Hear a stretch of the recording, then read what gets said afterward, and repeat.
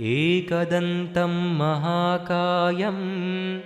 तप्तकाञ्चनसन्निभं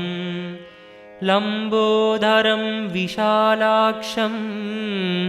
वन्देऽहं गणनायकम् वन्देऽहं गणनायकम् मौञ्जीकृष्णाजिनधरं नागयज्ञोपवीतिनं बालेन्दुशकलं मौलौ वन्देऽहं गणनायकं वन्देऽहं गणनायकम् चित्ररत्नविचित्राङ्गं चित्रमाला विभूषितं कामरूपधरं देवं वन्देऽहं गणनायकं वन्देऽहं गणनायकम् गजवक्त्रं सुरश्रेष्ठं कर्णचामरभूषितं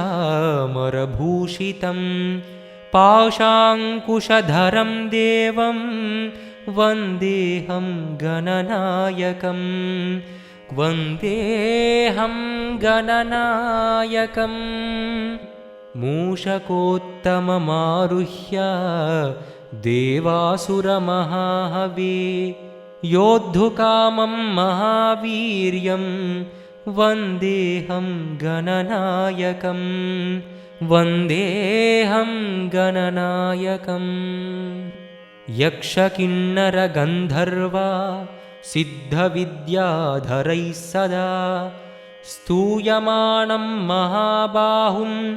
वन्देऽहं गणनायकं वन्देऽहं गणनायकम् अम्बिका हृदयानन्दं मातृभिः परिवेष्टितं भक्तप्रियं मधोन्मत्तं वन्देऽहं गणनायकं वन्देऽहं गणनायकम् सर्वविघ्नहरं देवं सर्वविघ्नविवर्जितं सर्वसिद्धिप्रदातारं वन्देऽहं गणनायकं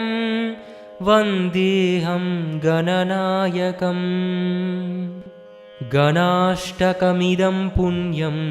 यः पठेत् सततं नरः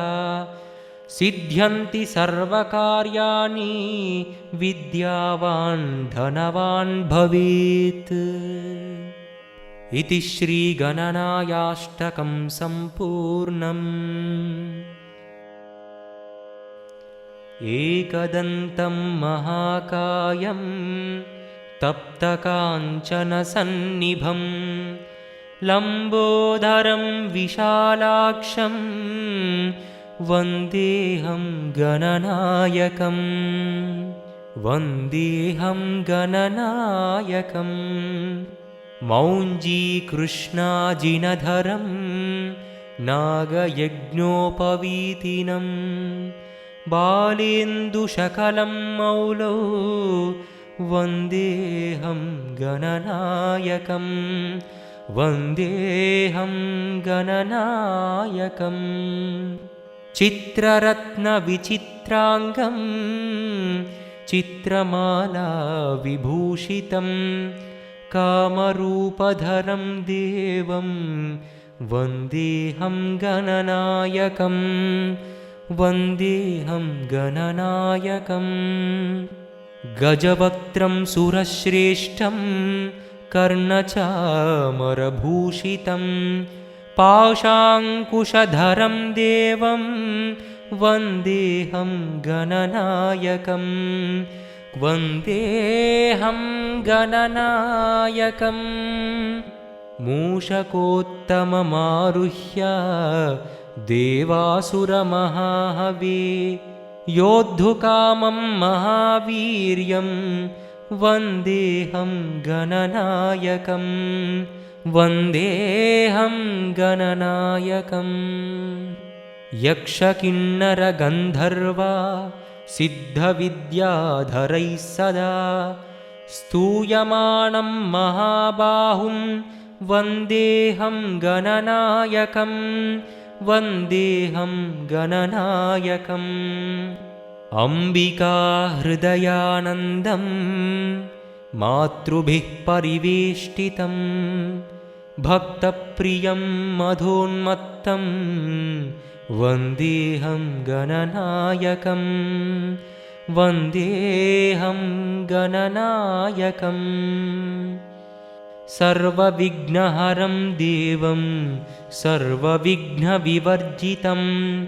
सर्वसिद्धिप्रदातारं